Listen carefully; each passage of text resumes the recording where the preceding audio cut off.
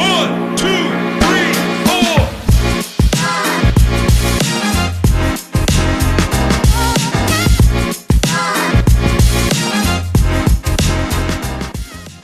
Hey, welcome to the Saving with Steve show, where we talk about the ins and outs of money. Pretty much everything in the center relates to you having a happier, healthier relationship with money. My name is Steve Sexton. I want to thank you for joining us today. Hey, folks, we're a couple months into the year. You know, you're working, you've got a family. Big question is, how do you get the most out of your benefits? How to make dependent care, that daycare, work in real life? How to unlock those wellness incentives? How to avoid overpaying on prescriptions and other things?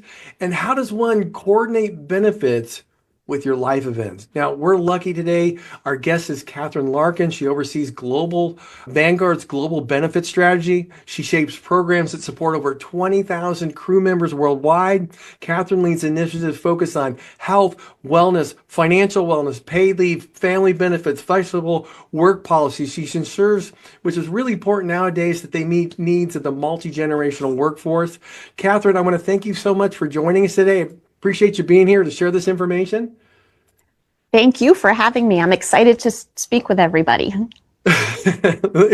You know what? They're excited and waiting for you. So one of the first things I want to start talking about is this. We heard about these FSA and HSA programs. Most people don't understand how they work and how they can actually be aware of savings. Mm-hmm.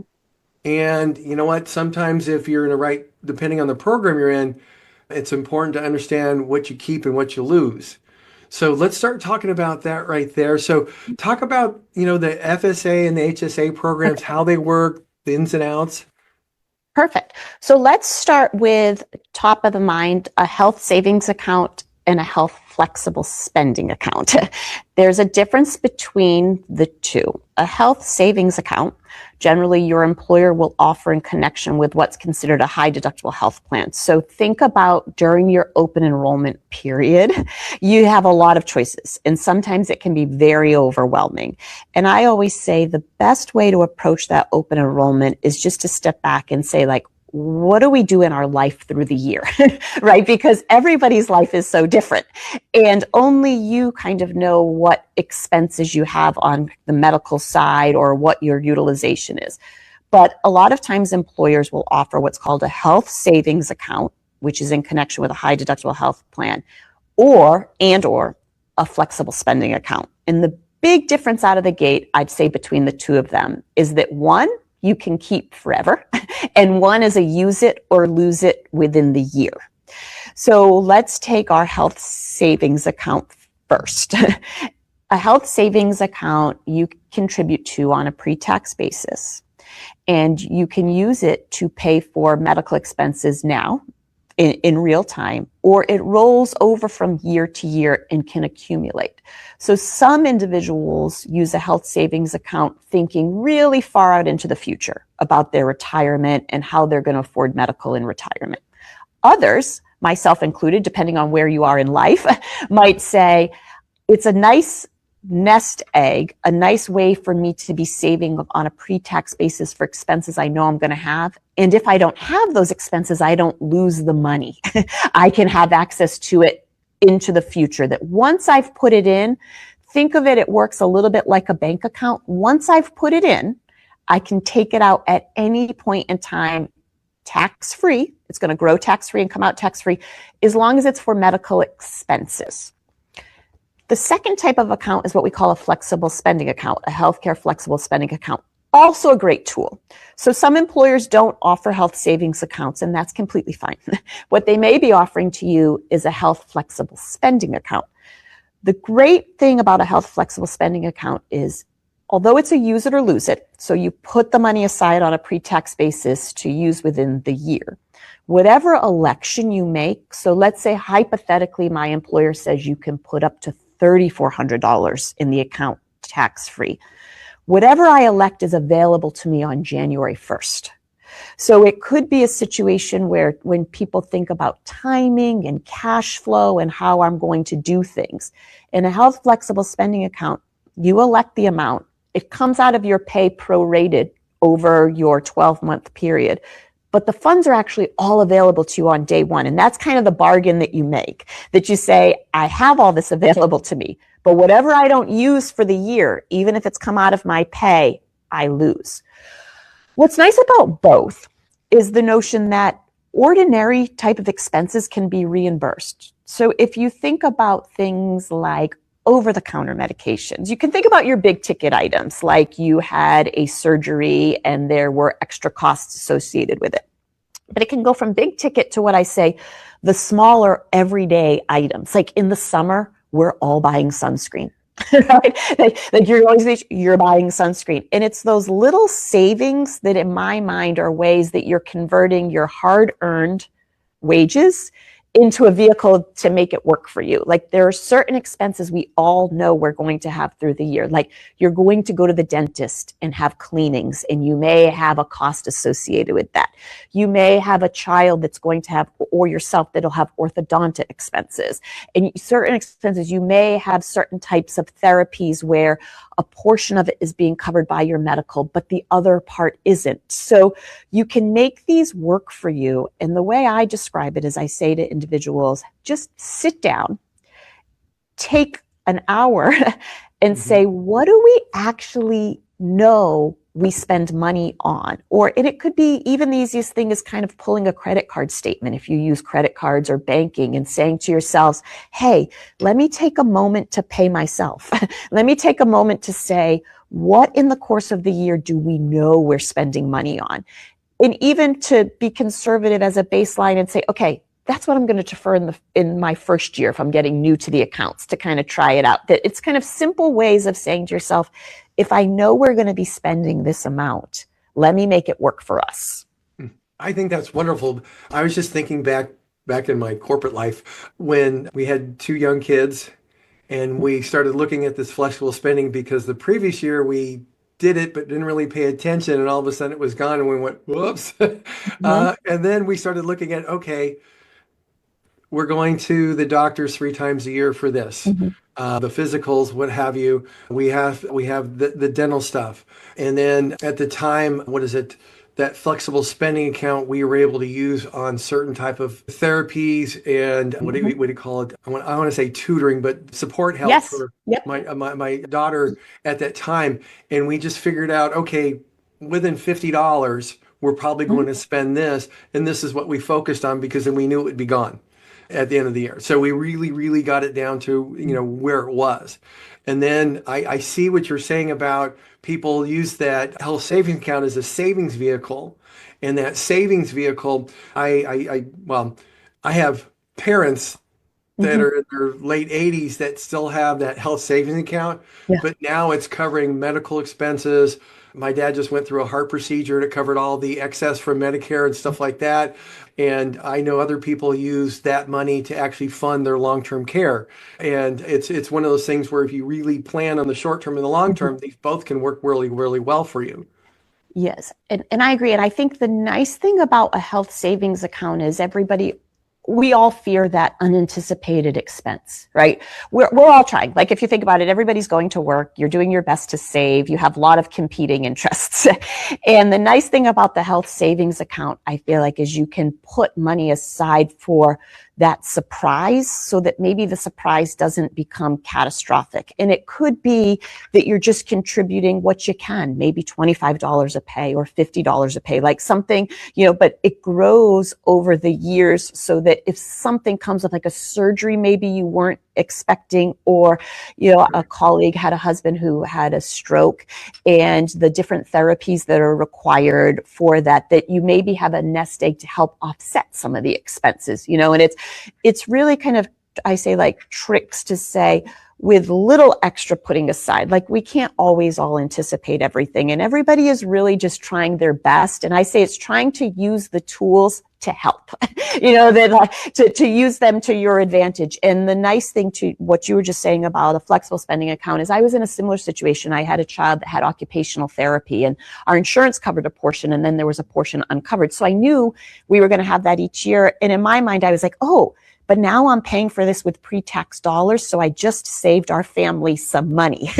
Because that's what you're doing. Is I said, I was able to take some of the dollars we knew we were going to spend. And I said, okay, I paid it with amounts that weren't taxed. And I would like do a little calculation in my head and say, oh, wow, it might be like a couple of family dinners. But I was like, oh, that's how maybe you can, like, in your world, in your budget, like say, oh, what I saved just on that pre-tax maybe is like a few nights out, or like part of our entertainment fund, that like you can start to in your mind say, how can we do X? Maybe getting our dollars to work for us a little bit better allows us that. I agree. Actually, most people that watch the show know that I'm a colon cancer survivor, but that happened in my 40s.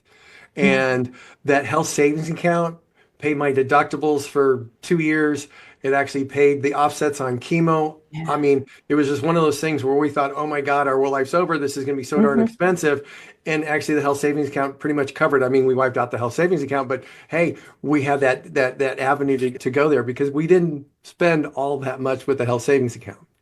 Yeah, absolutely. And then if you think about it too, you're like, probably gave you some peace of mind as you were going through treatment that you didn't have to go into debt to cover some of the expenses. You know, in a health savings account, the nice thing about it is it's one of those things that, and you can, to your point, use it in real time or save it and use it into retirement. So I do feel like it's the most flexible of the vehicles. So if an employer offers it, I say, you know what? The two accounts cover similar things. I tend to be of the avenue of the health savings account because you don't worry about losing it. Yeah, never want to lose it. Hey, folks, stick with us right back. Hello, welcome back to the Saving with Steve show. I want to thank you for tuning in and appreciate you sharing it with your friends and family and associates. And you know what? All the replays are available on savingwithsteve.us. If you're enjoying the stories of helpful insight, information here on Saving with Steve, I encourage you to subscribe to our YouTube channel so you never miss a show. Check out our few affiliates at UK Health Radio, BBS Radio, Talk Radio New York City, E360 TV, Las Vegas TV networks. They're all dedicated to empowering you to solve problems, uplift your spirit, and live a life of personal and financial freedom. Hey, you can also follow us on Facebook at Saving with Steve Sexton, Insiders Club, get guest gifts, videos, all out to take you to the next level. And with that, we want to get back to Kathryn Larkin. This has been wonderful information, but now, Kathryn, we one of the big topics here is making dependent care work in real life. We're talking daycares, after school programs, camps, all that kind of stuff. How do we go about doing that? Because for all the moms out there, whether single or married, it's kind of onto them sometimes. So as a mom, I have two children now who are older. So I have an 18 and a 20-year-old. So we had two working parents in our family. I am a dependent care user. I used the accounts from the time my daughters were born until they were 13 years old, and I could no longer reimburse things from the accounts. So I'm a big fan of them, actually, and very exciting. This year, the IRS finally upped the limits to be more in line with what daycare actually costs, because we know the cost of daycare in America and camps in America is no small feat. That the limits are increased now to $7,500 a year, which is really nice. Like it had sat at $5,000 for probably 15, 20 years. And so those limitations have recently increased. But so let's talk about making them work, right? That daycare expense is expensive. We know that. Oh, yeah. The nice thing is, the way I would think about it is that a dependent care account, almost with your tax savings, you can maybe squeak out, like I say, a month of daycare that you actually didn't pay for. That's money you're not paying over to the federal government in taxes if you utilize a whole account. But let's talk about how they actually work. So a dependent care account you elect during your open enrollment period, and they usually start on January 1st. And an employer will take the amounts out prorated over the course of the year. So if whatever you elect, divided by how many pay periods your employer pays. And what you can do then is get reimbursed for expenses such as daycare. When you have school-age children, don't forget about summer camps. If your school charges for an aftercare program, or you're in a YMCA aftercare program, because we know a lot of times the school day actually doesn't line up with the real world of working, and that if you have a before care charge or an aftercare charge, those expenses can also be reimbursed through the account. So if we think about the different kind of life cycle of having children, that you might have your babies through kindergarten, that it's a full day daycare expense. You might have school-age children where you're trying to figure out before school, after school, and summertime. And all of those different expenses can run through a dependent care account. And the nice thing about that is that you actually can kind of have it coming from your check over time. And what I'll hear from people is, yeah, but it's such a hassle and it takes forever to get it back. And I'm like, but really in this day and age, there's a lot of great administrators that most companies are using that normally what I would do is take my first 2 months of daycare expenses and just make the claim. And then the actual money would be coming back to me as it was coming out of my check. So when my children were younger, when I say it, like babies through like 6 before we started school, a lot of times like your first 2-3 months of daycare blows the budget for the year. If you think about like the account, 2 children in daycare. So what I would do a lot of times is submit those claims. And ultimately like the claim was then residing with the administrator. And as the money was coming out of my pay, it was just getting direct deposited right back to me. So from a cash flow issue, it was coming back in real time. That's one trick. Another one is when your children get to be school aged and you're thinking about camps. You've done a bulk of the savings before you're paying for the camp. Mm-hmm. And then at that point you get reimbursed. Usually a lot of the administrators require reimbursement once like the camp is over. So what I would do a lot of times is like the Friday the camp ended, I would go home and submit. And the technology has advanced that so many administrators are using now that a lot of times it's like a picture of your claim, everything's there, and it runs back through direct deposit. I say the nice thing about it is that camp's expensive, or even I think about there could be a family where, you know, somebody's working part-time, et cetera, like, and summer camps are expensive, or you want to give your child the opportunity to attend a soccer camp or a dance camp. All that can be reimbursed through these accounts. So even if some people say, well, I've never needed one because I'm fortunate that my parents stay home and watch our children. Right. And I'd be like, that's wonderful. Like if you have parents or family that are helping you out, but you might have a child that's like, I've always wanted to go to art camp. And you might be thinking to yourself, well, our budget doesn't allow us to afford for that art camp. Totally true. That can be in some families. This could be a way though, where you're like, well, I'm going to incrementally save for it so that when the camp comes, we have a little way to afford it. Because I think everybody's in a different situations, that in some situations, camps may be a luxury or something you want to try to be able to provide, but you simply are thinking from a cash flow, how do we do it? That if you think about a dependent care account, where if you knew the cost of the camp, it's coming out over time, it might not be such a hit, or you might be able to budget around it and then get reimbursed right away through the account. So I always say that also don't feel limited with these accounts if it's a situation where you're like, well, we have help, we're for, you know, we have help, we don't have the expenses. You might have some that are still able to be reimbursed or be able to provide something that you had thought, oh, that would be a stretch for us. It could be a way that you can get it to work for you. Let's see. Okay. So the big thing is to really plan. The more you plan. And the one thing that's interesting about all of these is their elections are usually made in the October, November, December timeframe, because once the calendar year starts, you can't just elect. So you have to be a planner. Now, when you have children and certain fixed expenses, you kind of can have an idea, to your point, like looking at the year before, like if your child's in daycare. Now, a dependent care account, just to backlog, you can always stop it if you need to. Like if, for instance, you had a situation where your child was in daycare, you lost your job, right? You would be able to stop the account. Or your child was in daycare, you and your spouse were both working, the spouse lost their job, you no longer needed the daycare. You could use that as an event to stop it on the dependent care front, that if you have life changes, you can stop it. So with certain events, but it does require some planning. But once you get in the cadence of it, it becomes like a muscle that you're exercising. And I always say that the best muscle to exercise is when you're sitting down during your benefits open enrollment.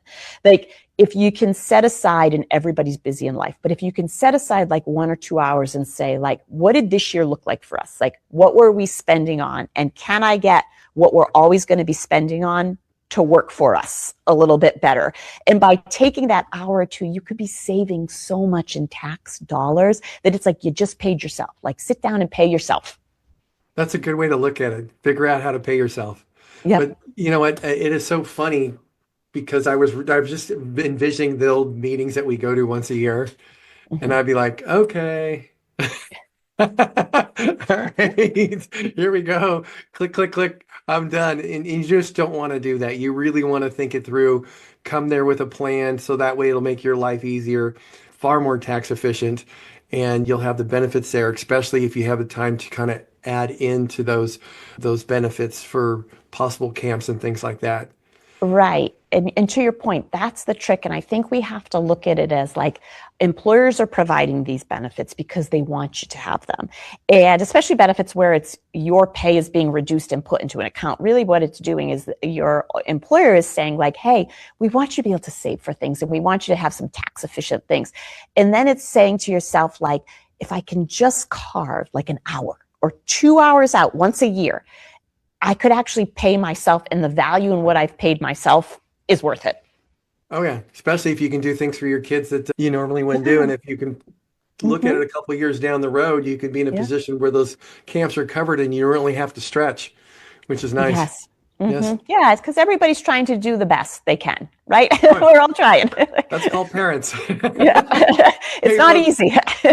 This has been wonderful. Stick with us. We're going to be right back with more Kathryn Larkin and Saving with Steve. So, hey, welcome back to the Saving with Steve show where we talk about the ins and outs of money. We're back talking with Kathryn Larkin, head of global benefits for Vanguard. So, folks, we're going to be talking about how to unlock those wellness incentives. Many plans, they reward annual physicals, screenings, premiums, credit, gift cards. You want to understand the steps, the deadlines, how to reward, how to get those rewards and apply for those rewards so you can capture your full benefit. So many people lose out here. So Kathryn, help us walk us through this, I don't want anybody to lose anything they're entitled to. And the problem is, I was just, one of the things when we were thinking about having you on, I was like, oh my God, there's so many things I just left on the table that I shouldn't have. So please share this with us. Yeah. By the way, we all feel that way because we're human. So let's start with that. But even an expert, like they say sometimes the shoe keeper's children, right? So, but starting back, if we think about it, let's start high level. And I think that there has to be a notion that an employer really and truly, when offering benefits, really wants employees to take advantage of everything. Like they're not meant to be hurdles. They're more meant to like incentivize, and there's a kind of a notion of like a healthy population and credits. So I think when you start to talk about like wellness incentives and credits and how to maximize it, I think people have to start thinking about, like, I use this term a lot, paying myself. That like, if there's a wellness credit that says, hey, you go get an annual well visit and we'll give you X amount of money. Some employers might say $50, or if you do these 3 screenings, you get $50 and all you have to do is kind of apply. I view it as, I was going to go do that anyway, and now let me pay myself for doing it. And I think that the most important thing is finding out kind of at the beginning of the year, what's available to me. Most employers will have it readily available in the materials that are being provided to you. So sometimes you'll get like a host of materials during open enrollment. Other times you'll get materials right at the beginning of a year. I feel like everybody's mail gets stuffed between the different tax forms and the different, like, here's your card for X, here's your card for Y. Really to sit down, if possible, and take like 15 or 20 minutes and say, like, what's actually available to me? Because it could be a gentle reminder of, oh, you know what? I should get that screening. And the whole reason why my employer is offering me money is they actually would like me to be healthy. They would like to have me catch something early so that I can be healthy. And I like to view when employers offer wellness credits as gentle reminders and a point to say, like, we want you to be doing this, so do it.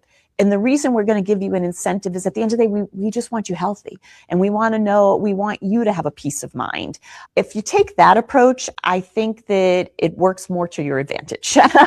And so the most important thing really is to look through, because it's usually within kind of your open enrollment materials Or at the beginning of the year, you'll find an onslaught of things, whether it's coming to you through emails or from the vendor itself. And now, modern times, there's a lot of like QR codes, that type of stuff. Take a moment and scan it, because it's almost like I say, like, everybody runs for a Black Friday deal. Think of it as like the Black Friday deal. like let's switch the mindset to be like, I'm willing to, like, get online at like midnight on Thanksgiving to make sure I'm getting the best deals. A wellness credit is really meant to incentivize me for my health. That's how I really like to look at it, and start to like frame your narrative of, wait a minute here, I'm actually willing to go attack other deals. Why wouldn't I have the same plan of attack for my own health? And what's really interesting about that is my son he works for a major company and all that stuff, but he realized that the same gym he goes to, he can go from paying $50 a month to $8. Huge. That is huge. And a lot of companies do have that. A lot of companies have a situation where, you go to a gym and you scan, and as long as you're using it 2 or 3 times a week, there'll be a reimbursement back. And it's like, it's things you're already doing. Like, you're already walking into a gym and showing, to get in. And so that you can kind of reduce the prices of things. I think the biggest question I often get is people will say, but how do I find out? How do I know? In the materials you're getting, your employer they do disclose everything. And sometimes too, take your insurance card and like call on the back to the customer service and ask. Like, if you really can't find anything, and they'll tell you, they'll kind of unlock things. But nowadays I feel like with obviously like the internet and QR codes and smartphones, that information is pushed and readily accessible, but you have to actually take the time to also say, all right, let me just start at the beginning of the year and say, like, what's available to me? Like, just like I would literally sit like on Amazon and be like, what's available? Think of it that way. And I think that you can really maximize some savings of expenses you're already incurring. What is it? One of my friend's kids, they work for a company, and they have an incentive to where if you can show you that you went to the dentist, got your physical and something else, they're giving $100 gift card to everything from Lululemon to Starbucks. Exactly. And like, the funny part about it is, this person actually started telling people at the office, and they're like, what? Huh? Where did this come from? and that's the reality of it. Most people don't look because they get a lot of stuff. And it's just like, I just got to get through this, and they can't do that. And you keep telling them, take an hour or two and read through this stuff. I always say that in the benefits world, as employers, like, we really spend like a lot of time like putting together the offering, and in our minds, like, we're putting it together, we're putting out the communications, and I say, like, we take the road as far as we can take it, and then we need individuals to kind of pick it up and run across the finish line and do their part. But employers, when we're setting things up, I want everybody to take advantage of every single dollar and opportunity that we offer. That's why we're setting it up, right? That there's kind of a method behind it all, that wellness incentives and wellness credits, the reason why as employers we have them is we want a healthy population, right? We want individuals, or we want also somebody to catch something early. We want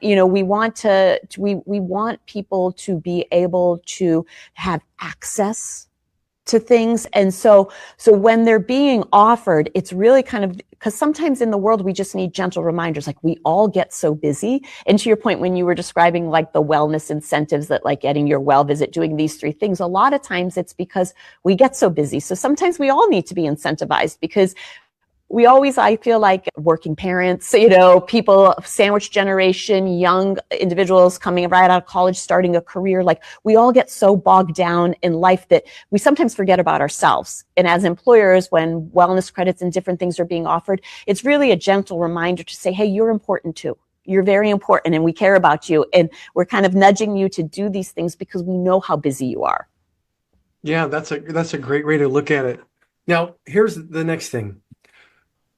Most people don't realize this, but many benefits have decision support tools. They're like comparisons for network directories, pharmacy lookups. You know what? A lot of people don't realize that they could be overpaying And quite frankly, if you can check it out now, you can check it out later and start saving. So, you know what, how you help people understand how these decision-making tools are, especially if they might need to switch a doctor or something Mhm. like that. A lot of times, so let's start with kind of like the main medical providers. Like in the United States, there's like, the big main providers. If you think about it, like your Aetna's, your United Health, like let's start there, like the big ones. Their tools are unbelievable. They're like member login site. Like you set up your login and you go in, and your employer at the time of your open enrollment provides you all the information as to, who your carrier is, what they're doing. And if you go out to the sites, the tools now, to your point, are unbelievable. The comparison tools, the ability to have kind of the plan work for you, to be able to look up doctors, to be able to compare costs across based on what your employer has designed. And I think with AI and a lot of other things, they're making the tools even more intuitive to be able to kind of help people along the journey. So I like to say that what I've heard from people is like, oh my God, like I'm going to have a surgery. I don't even know what that means. Kind of your first stop should be with, who is your carrier? Who is your insurance carrier? Like get out to their site and log in. And I'll say too that like sometimes I like forget my passwords and I'm like, what do we use for the password again? Like we're all human, right? Get your member login, get your password, and go in. And sometimes I say play around on the site a little bit. Take 15 or 20 minutes. And if we think about a lot of us doom scroll, right? I can get caught up in the Instagram world of like doom scrolling. Take some time and doom scroll on your own like medical plan sites, because you'll be amazed at what you can find and the different tools you can use that are out there. I do think that most of the providers in the marketplace now, to stay competitive, are actually offering, to your point, a lot of tools around like cost comparison, and it'll be lined up to what your employer has designed the plan around, because every employer designs their plan differently, might have different deductibles, different co-insurances, different networks. So the most important thing is when you're logging on to the member site, all the information will be geared towards what your employer has designed. So you're in real time allowed to see that. And so like I say, like take, if you're a doom scroller or you're kind of a late night person, like switch over to a different site just once or twice and kind of do the scrolling and do the digging. That like some of our behaviors, like, is not even finding the extra time. It's maybe something we've always been doing, like checking on that like high school friend. Let's like take 10 minutes and check on our medical plan. The other thing is, you know what? I'm just going to say this from a person who went through colon cancer, and I realized the doctor I had wasn't as thorough as that person should have been. And when I started looking after the fact, I found doctors that were far, far more thorough, understood what was going on, and actually provided far better service than the others. And the other thing I've got to make sure everybody understands, and I learned this going through my cancer, is doctors are like businesses. There's some wonderful ones, and there's some businesses are not so good. So you keep that in mind. And I actually learned that from a healthcare provider. So going in and looking, I got lucky. The first three doctors I weren't so good, but I ended up went over at Scripps Hospital in San Diego, which is off the charts, and it's probably the reason why I'm here today, just because of what they did. Otherwise, I probably wouldn't be, because if I stuck with the other people's process, I wouldn't have never made it. So I'm just saying, check and look, find the best people you can within your network to help you, because it'll make a difference in your life. So That's a really good point, Steve, even from your experience, because a lot of times now too, employers are engaging with what they call like second opinion services, different things. So also if something like that happens, similar to your situation, that a lot of times now employers, or within plans themselves, there'll be a feature to get a second opinion, so that maybe you can, to your point, like your decision, like it's hard, right? You're choosing doctors, you're just getting a diagnosis that you maybe weren't expecting. It can be overwhelming, and you're like, how do I even go? Like what road? I'm finding more and more now too, a lot of employers like have added on to plans like a second opinion service that can maybe just help navigate, or within like the toolbox itself, to your point, the ability to maybe drill down and find out a little more information. The nice thing with the information age is that a lot of information now is becoming a little more readily available to help with those decision points. So to your point, which you raise an excellent point, there's always amazing doctors, and there's some doctors like in business that you're like, maybe, unfortunately, they haven't sharpened the saw for a long time, and we'll I was just going to say that. that. They're still old school and you've got somebody on cutting edge. So, hey, folks, stick with us. We're going to be right back with more Kathryn Larkin and right here on Saving Things. This is wonderful. So stick with us, folks. Okay. So here we go. We're going to move into the final segment. After we're all done, if there's a website that you would like people to go to if they want to check things out at Vanguard or what have you, I'd be more than happy to share that, put it on our website. If you'd like to share it locally, that'd be great. And I'll have to check with our media people what they want. Katie will help me with that. Okay, no problem. So we're going to go ahead and get started here. Todd, we're in segment number 4 with Kathryn Larkin to episode 276. So, hey, welcome back to the Saving with Steve show where we talk about the ins and outs of money. Again, I want to thank you all for sharing this with your friends and family. We've got a lot of listeners and we're just really grateful to have you. We're talking with Kathryn Larkin. We're talking about benefits. So next, Kathryn, I'd love to talk about mapping out fixed expenses to eligible benefits and also coordinating benefits with life events. I think both of those are very, very big. Yeah. You know what? How should somebody go about start looking at that, planning for those, mapping those fixed expenses?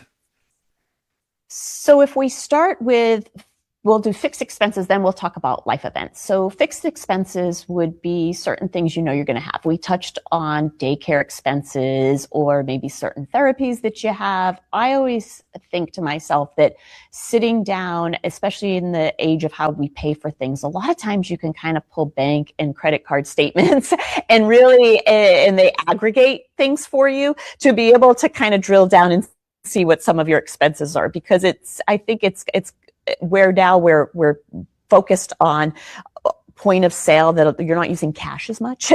Where we don't use cash as much, we actually have like a good resource to be able to figure out like, what are we even spending on what?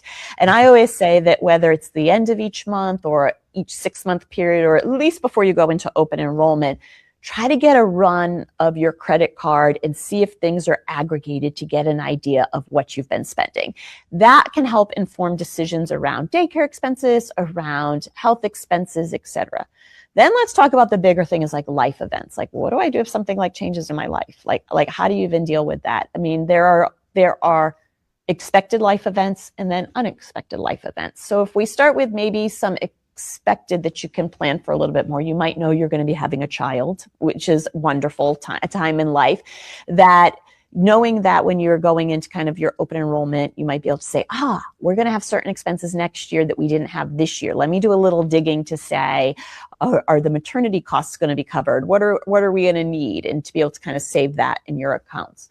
There's also maybe some unexpected, unfortunately, right? That you might have a situation where you had a spouse pass away and suddenly you have a family on coverage, and what do we do? So if we start from a benefits perspective purely, if you have a major life event, that's always an ability to make changes to your benefits elections, meaning that let's say hypothetically you were a spouse, 2 children covered on your medical plan, and your spouse, an unexpected event happens and your spouse is no longer with us, you would have the ability to go back and change your election to be able to say, it's just going to be myself and my 2 children. And I know that sounds awful, et cetera, but that there is flexibility within the benefit structure when real life happens to be able to make the changes. Similarly, if you have a child, after your child is born, you have 30 days that you can add them to the medical plan, your plans on a prospective basis. Similarly, you have a child born during the year and you're like, wait a minute, it's August. I didn't even think of that dependent care account. That's an opportunity to go in and elect a dependent care account even for the end of the year. So the nice thing is that within all of these plans, there's an understanding that life happens and that there are rules around changes, but the rules can be pretty flexible with this understanding that when life changes, you might need to make a corresponding election change. And so always don't feel stuck. That if something happens, the first place to go is call we say it's like, we use crew relations here at Vanguard, but call whomever it is in your benefits department and they will help you. Because I can promise you, I've never met an employer that doesn't want to help somebody when life happens, make a corresponding change to help them through the rest of the year. You know what? I'm so glad you said that. so many people have emailed in and said, you know what, we've had these life changes and I just felt I was stuck till open enrollment. And now You're you just not. let everybody know these are designed to Mhm, be flexible and you need mhm, to go talk to your benefits provider to go and get that extra help that you need in understanding so you can make those changes. mhm. And I will say a lot of times it's like a 30-day window that you have. So a lot of times the life event happens, and by the IRS rules, because of the fact that you're getting things on a tax favored basis, it's like a 30-day window. So if something happens, just call your benefits people. They will help. I can tell you that that's what benefits professionals are usually probably some of the nicest people in companies. I say that being one, but really and truly that there's a notion that like life changes for everybody. And so that there's an ability to make these changes. You're not stuck to open enrollment, that there are rules that actually allow changes when life changes. That's But wonderful to just know. be mindful 30 days, because 30 days seems to be for most of the plans and most of the rules. So you have to do it within a 30-day period. So the best thing, just pick up the phone, or if you're a company that utilizes ServiceNow, different areas, like send a note and just say, what do I need to do? And I promise somebody will help you. That's wonderful. Thank you so much for that. Now, here's the big thing, coordinating life events. We talked about it a little bit. So, you know, one of the things that happened with me when I went through my cancer, Mhm, I had United Healthcare mhm, and I just had the surgery because I had to go in for an emergency surgery. So it's like mhm, I actually went to a couple of bad hospitals, doctors, bad doctors, and then went to Scripps and they had me in for an emergency surgery, had an emergency colon resection and was in there 7 days. And I'm sitting at home and I get a call from the gentleman at United Healthcare and he goes, I'm your United Healthcare concierge. So let's start mhm. talking about cancer. You're going to be going through chemotherapy, my understanding is. And here's the things you want to start looking at. And it's just like, I was like, oh my God. And every piece of advice that person gave me was so spot on, so true, and Yeah. made a difference through my treatment. And what is it? Was it one time I had an issue where I was having a pain in my stomach about, 4 months into, and you know what? I called the doctor who said, call me. And then I said, no, I'm going to call the concierge. And he Mhm. answered. And we're Yeah. talking 11 o'clock at night in California. For that person, it's probably 2 in the morning. He Mhm. answered and says, you know what, if you gave a call to your doctor, she's likely going to be calling you back. But here's the situation, and this is what I'd recommend you do. And then my doctor called, and I'm like, I just thought to myself, he answered. Well, So, first of all, I'm so glad that was your experience. And a lot of medical plans do now have those concierge services. And the reason being is that you want people to be healthy. And when somebody's not feeling well, they don't want to go digging to find out all the information, right? You kind of need to have it fed to you. Like to your point, you gave a great example. You're like, I had a major surgery. I just had some unbelievable news. Like I'm like laying in bed. How am I even going to research to like be able to test it? A lot of times behind the scenes within plans themselves are the concierge services, especially when for maybe like a larger, longer term illness where there's going to be kind of a treatment plan. And those individuals, to your point, become your point of contact. They become kind of to your point, they are a concierge service.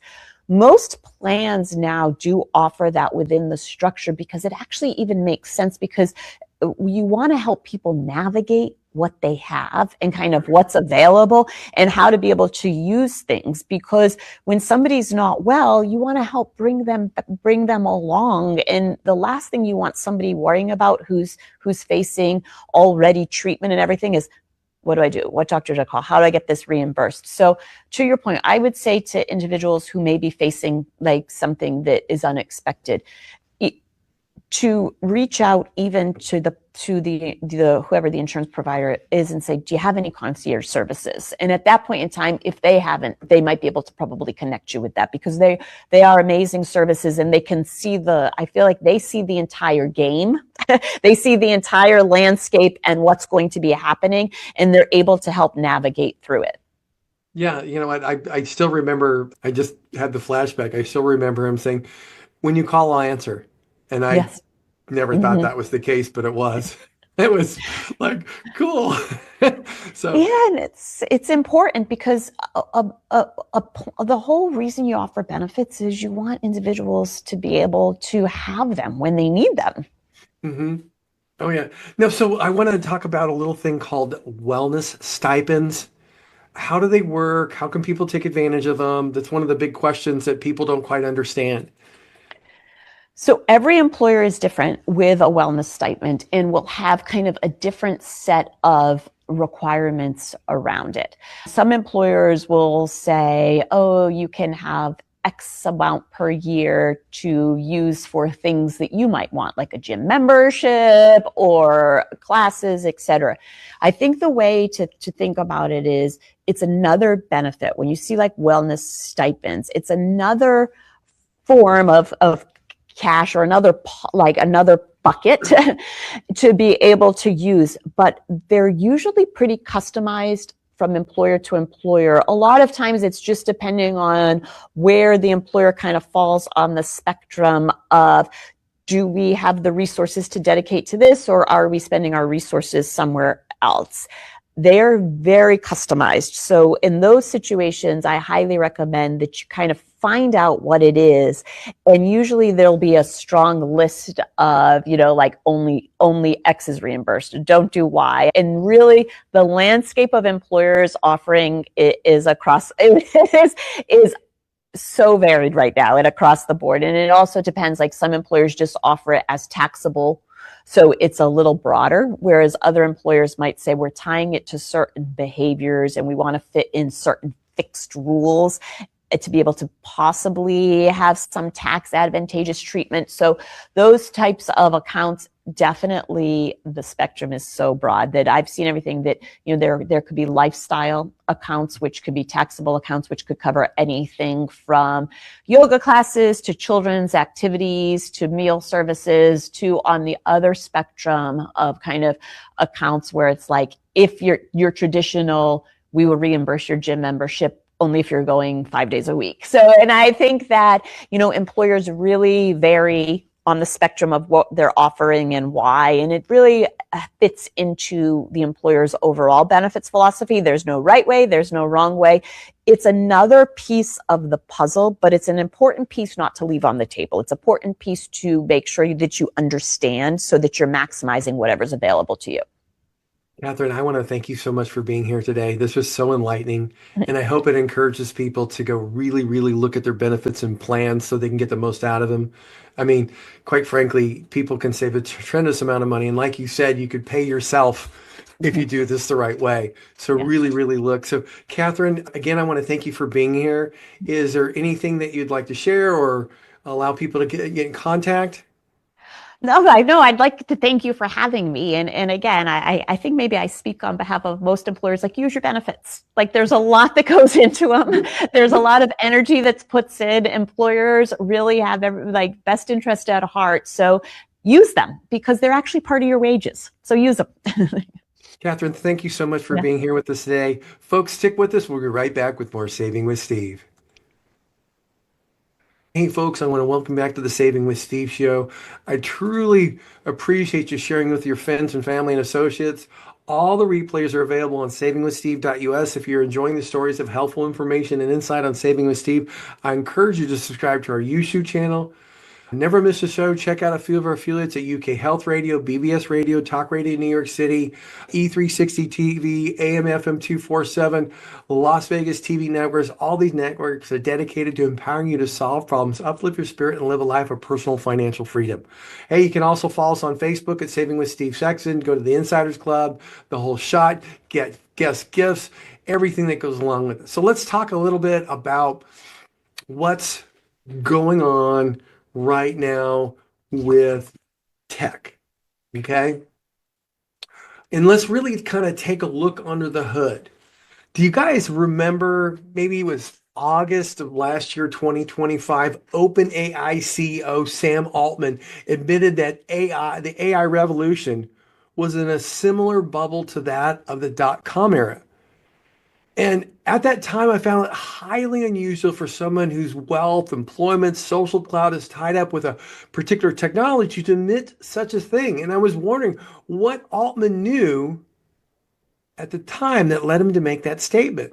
Now, here we are, fast forward 6 months. We're starting to get a glimpse as to why he made such a statement. Shortly after his statement, AI companies began to stagnate. You go since September 2025, they've traded sideways. Now, this brings me to two concerns that I have with what's going on with tech. First of all, it's the circular deals. Okay, you have Microsoft, Nvidia, and other AI companies began investing billions of dollars in their customers who would then turn around and use the money to buy services for Microsoft and Nvidia. And the second issue, issuing large amounts of debt. Think about it. Big tech, that magnificent seven, are the most profitable companies in history. Collectively, these seven companies generate $600 billion in operating profits. Yet, despite this massive profitability, these companies are increasingly issuing debt to finance their AI spending. According to Bloomberg, these companies issued $121 billion in debt in 2025. Google just announced it will issue $30 billion in debt that will mature in 100 years. When you take this all in over the last 6 months, the out and out bull case for AI trade is starting to show possible cracks.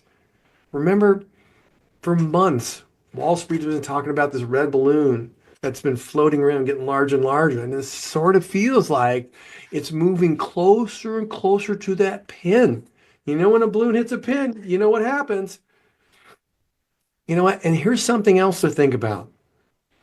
OpenAI claims to be a $1 trillion company, despite only generating 20 billion in revenue.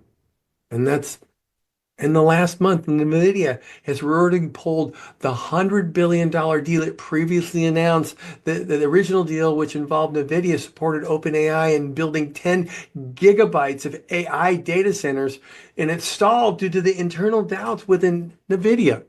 SoftBank, one of the largest investors in OpenAI, revealed that it has not committed to the next round of AI financing.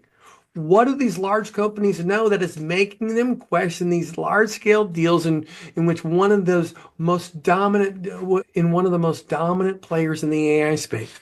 Folks, tech represents 35% of the S&P 500, 35% of the growth in the market. If there's little kinks there, and the things start changing, it could reverberate through the entire market. So, folks, now is the time to establish some guardrails, to make intelligent strategy adjustments, and develop a precise exit strategy. Why? Because you need to be prepared for the good.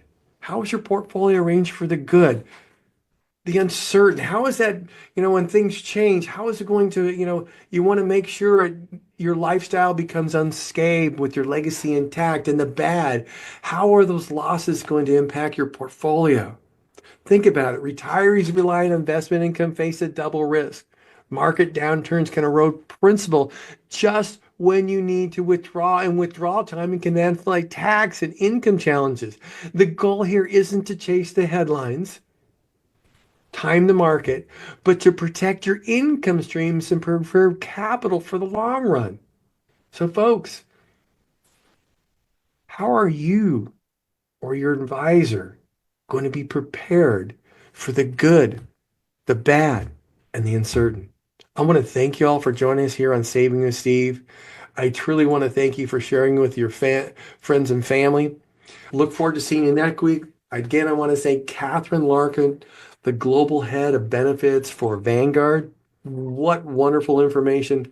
Look forward to seeing you next time right here on Saving with Steve. Bye-bye.